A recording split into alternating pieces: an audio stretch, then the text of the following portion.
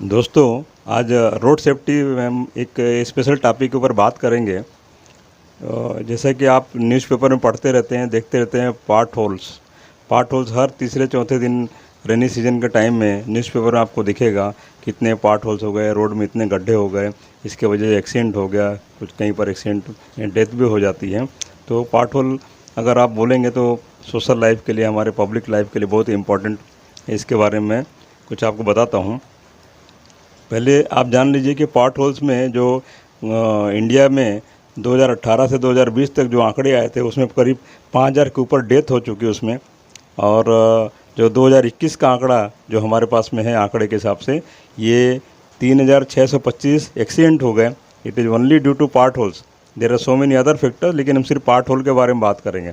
और उसमें से 1481 1481 डेथ हो गए उसमें, और 3103 इंजर्ड हो गए, 3103।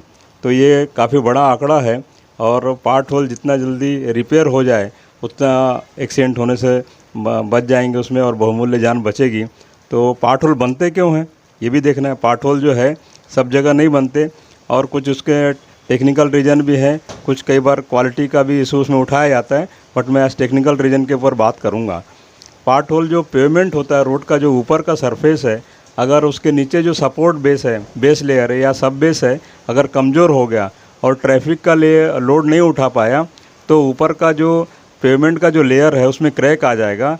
और क्रैक बनने के बाद में ये ऐसा नहीं कि एक दिन में होता है। क्रैक होने से अगर पानी उसमें चला गया तो नीचे का जो बेस लेयर है या सब बेस है वो सॉफ्ट हो जाता है। और अगर यही प्रोसेस कंटिन्यूसली रिपीट होता है और ऊपर से ट्रैफिक लोड ज़्यादा है, व्हीकल लोड ज़्यादा है, तो ये इस जो प्रोसेस है थोड़ा फास्ट होता है, और धीरे धीरे करके ऊपर का जो टॉप लेयर क्रैक आएगा, टूटेगा, और नीचे का सब बेस भी निकल जाएगा और एक गड्ढे के रूप में वो कन्वर्ट हो जाता है। तो गड्ढा जब ज़्यादा बड़ा हो जाता है तो कई बार अगर लाइट नहीं है, टू व्हीलर अगर आ रहा है, तो टू व्हीलर अगर उसको तो मालूम नहीं कि आगे पार्ट होल्स है, और अगर वो गड्ढे में गिर गया और पीछे से कोई बड़ी गाड़ी आई उसके ऊपर चली गई, तो या तो डेथ हो जाती है या सीरियस इंजरी हो जाती है। ऐसे केसेस मतलब बहुत ज़्यादा देखने को मिलते हैं।